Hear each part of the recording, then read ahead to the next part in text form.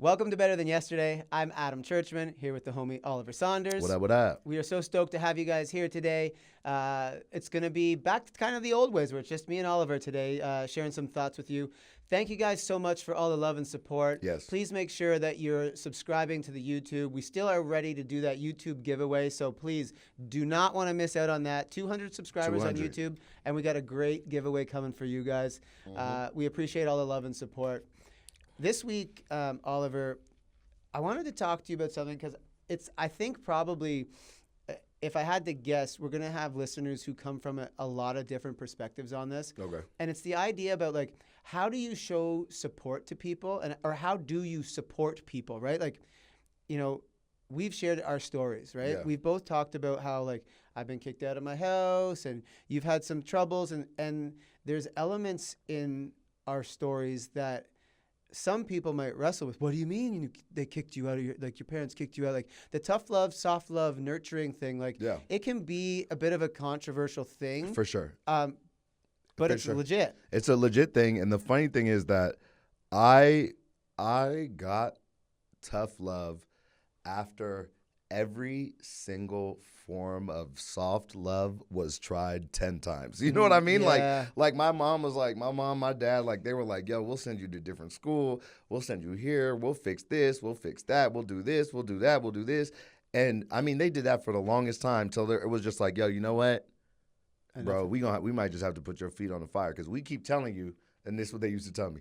We keep telling you that the stove is hot. We've been here. We could see the stove is red. We know that the stove is hot. Yeah. We tell you, as your parents, you're supposed to believe us and say, you know what? Even though I haven't tried it for myself, I know that they have their best interest in me, so I'm not going to touch it. My parents would be like, the stove is hot. And I'd be like, let me see.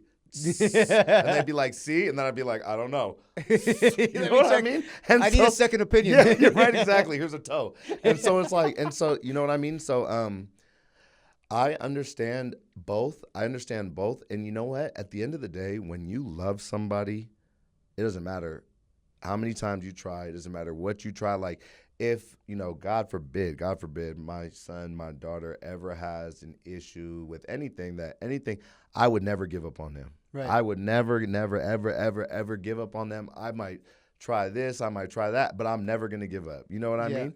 And so tough love is a form of, if you didn't love somebody, it wouldn't matter. Right.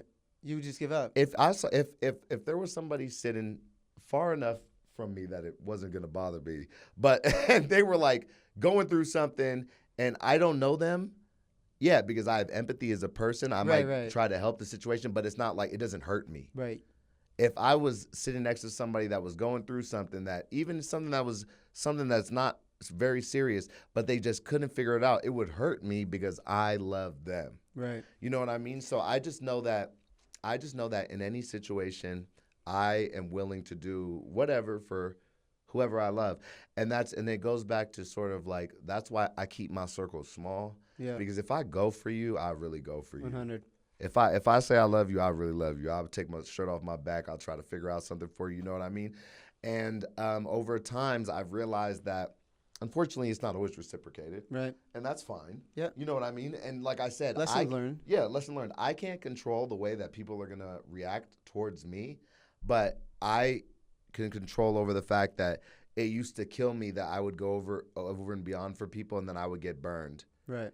And I remember my mom used to always be like, not everybody's not your friend. Like make people show you that they're your friend. And it's not like prove it to me. Right. But there are just things that'll do, like things that just happen naturally. You know what I 100%. mean? Like there's been days where we've been down and out or whatever, and I've texted you to vent. Right. And you're there to listen, You know what I mean? And I said that to Eliza the other day, and like, man, one of the coolest parts about being friends with Oliver is that, like, if I'm like, man, this day sucked, I get a phone call later in the evening being like, bro, how'd the rest of that day go? I know it was a rough day. And it's like, shit, like, am I keeping score? Oliver didn't call me today because he obviously doesn't care. No, I'm not keeping score.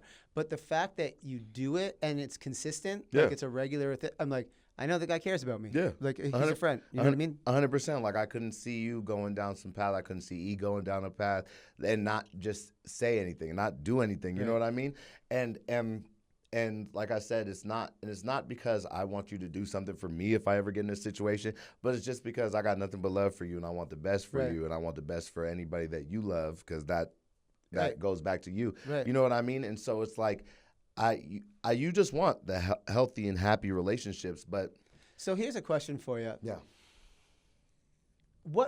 So I think of it kind of in like the love languagey type of thing too. So at the end of the day, right, if you love somebody, the ultimate goal is getting that person through that thing, right? Like you're struggling with drugs or you're struggling with depression or you're struggling with, you name it, like whatever it is. If you love someone, you want them to overcome that difficult time. Correct.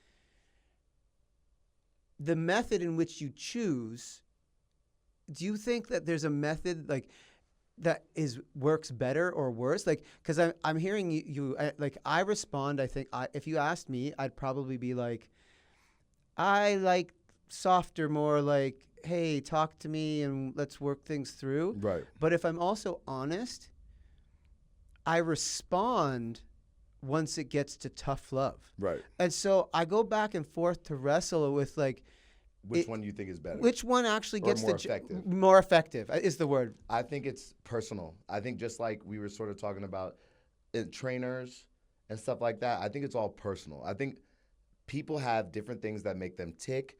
People have different things that trigger them. So I think it's all personal depending on what you're going through. You know what I mean? And maybe the relationship you have with the person, right? Yeah. Like, because I'm definitely not taking tough love from just anybody. For sure. It has to be somebody that you really, really genuinely care about what they have to say. Right. Because tough love wouldn't even work for somebody you don't. Yeah, you'd be like, fuck off, you, bro.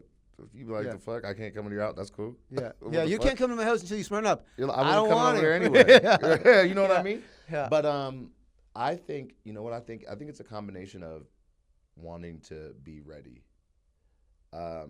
I think that I don't think that anybody can make somebody stop doing anything. Yeah, I think that somebody could help you and somebody could help guide you, possibly keep you accountable with things. But if somebody doesn't want to stop doing something, they're not going to stop doing it. Yeah. I remember when I was younger, my mom, my brother and myself, we put my mom through the ringer. For sure. Especially like in her early teen years.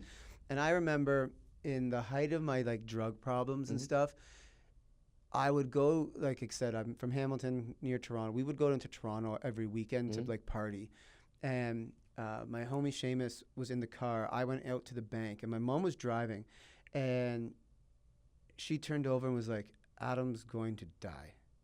And the fact that, you know, my mom ended up kicking me out of the house a few times and stuff, it's like, it's like a what else can I do? That's what it is. What else can I do? It's not that I've stopped caring, but there's like, this is not working. It's crazy because if you care about somebody so much, like you said, watching them, like I couldn't imagine watching my kid come home fucked up out of their mind. Like imagine what your mom was thinking when she saw you. That's what I'm saying. Like doing like all type of weird shit. Like, you know what I'm saying? Yeah. Doing all type of shit that like my mom told me, she told me that she said there was this one time that I got to the house and she said, and I got to the house and I had this look in my eyes and it was just dark. It was just black in my eyes.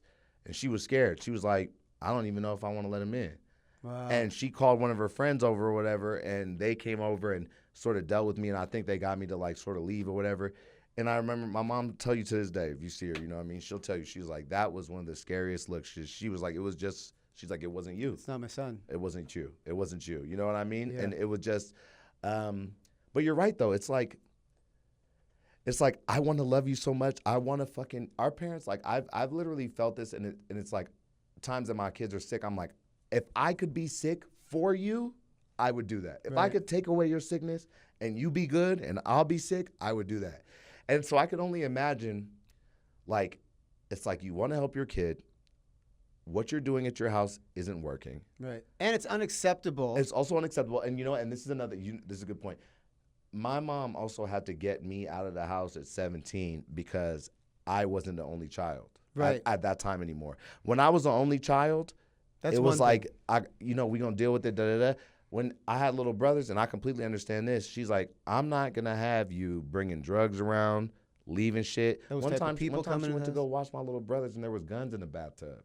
You know what I mean? Right. And so it's like, she's like, I'm not fucking putting up with that. And she's like, look, you're about to be a grown man.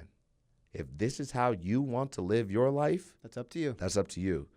But I am not going to allow you to affect these kids that are innocent and have them thinking that that's cool. Right. My brother coming home, you know what I mean? Because where does in the families, and I'm sure there are tons of families out there that can relate to these types of things, where you're having one child who's struggling. It's like, where does your love for that child start impacting your love for your other children too?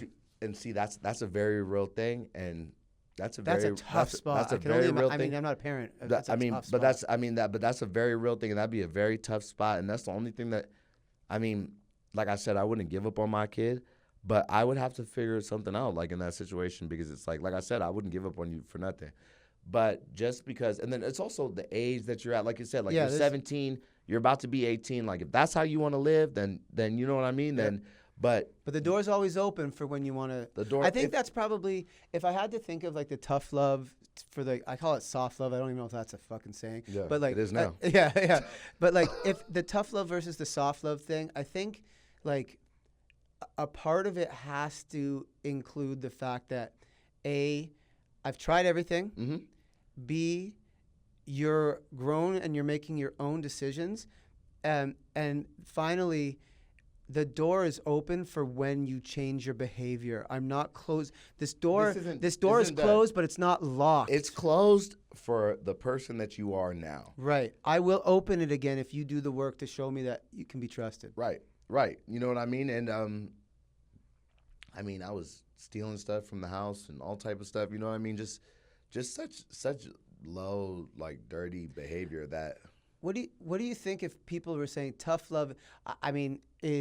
Can just be like too damaging. Like the idea of like, what if I never get him back? Like do you know what I mean? Like there's a risk when when my mom kicked me out of the house. I've seen stories where they're like, I was watching a crime documentary the other day, and she was like, it was a homeless guy that got killed, and he had called his sister. She was like, if I just picked him up, it would have been different. And it's like that day may have been different. Right. You may have got him out of that situation. Who would have known? But he's making these decisions that are just putting him in. Eventually going to happen. That's just going to put you in a very, you know what I mean? Fair point. A very. So it's a hard thing, but I feel like it's funny because I think you have to try soft love before you get to tough love. I think if you just like get the fuck out of here, don't come back, then you don't care. Right. There has to be like, you know what I mean? But then again, it's crazy because you also do what a lot of times what was done to you. Right. So if that's how your parents handle problems, saying, "Hey, get out and come back when you're straight," that might not even be that. Maybe that you just haven't learned a better way to deal with things than the person before you. Your lived experience does impact you. So you said you think that soft love, or what would you do for somebody who is in need? So this is funny. I often think of myself as I'm blunt, I'm straight to the point. Like I have a lot of strong opinions on things, and like in relation, I'll share them pretty openly. Yeah. So I like to think I'm a tough love guy. Yeah. I don't think I am at all when push comes to shove. Yeah. I think I am far more gentle and soft and want to understand where you're coming from and give validity to your feelings and do that's generally speaking how I try to handle things. Unless you're like starting to become disrespectful to me or like whatever, then I'll change. But I think that my natural disposition is to give love through soft love and coaching. It's probably why I'm a coach, right? A personal development coach. It's because I like to coach. I'll give you plays, just go run them, and I'm here to help you get Right. through this. Like, that's my natural disposition. Right. But I think I respond better to tough love. I Mm. give out the soft love, Right. but I think I respond better. And Just I somebody mean, saying, get your shit together. right. And Right. like, even like, if Eliza's calling me out on it, in the moment, I fucking hate it. Right. I hate it, hate Which it, is hate it, normal. hate it. It's But normal. if I stop And and think think about about it, I'm like, fuck, she's She's right. right. And I had the same thing with my brother growing up. We Yeah. would get in arguments and get in a beef, and then at the end of it, I'd be like, he was fucking You're like, I'm right. even more mad I'm 'cause, not- like, he's now right. He's right. Fuck. I just spent all this time yelling, and I was wrong, Yeah, right? yeah. And so I think I'm naturally, I give soft love. I receive the tough love. Mhm. Ultimately, the tough love is what I think changes who I am for the better. Right. For me personally. I think that when I was younger, I think hard love just made me sort of angry. Felt like hard love just made me sort of angry. I feel like now that I'm more confident with who I am, when I was in a spot where, like, if anybody said anything to me, I was like offended or like defense mode, like ready to fucking fight or flight. Yeah. But now that I have that pause and now that I could sort of think about the bigger picture, I think that you could talk to me. But I think at that time it was just like, and like I said, they tried everything. They tried everything that they could do under the sun, and I appreciate them not giving up. And 100%. the whole reason I'm in Las Vegas and I have my family, I have my kids, I have da-da-da, is because my stepdad gave me one more shot, and he was like, look, what do you want to do? I was like, I got to get out of L.A. And he was like, all right, look. He's like, I'm going to set you up. He's like, don't fuck it up. Yeah. He told me to go. Me and Cash sat at a 7-Eleven all day waiting for him to get off of work. 6 hours, 7 hours. He came, picked me up, took me to a Best Western.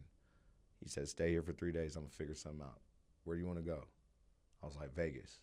And He's probably like, right. Okay, and make better choices. Yeah, right. He's like, okay, but I thought we were trying to turn around. Yeah. And it's funny because when I said Vegas, I wasn't even thinking of the Strip. I was thinking of a place that's close to home, that's cheaper, Right. so I could Live.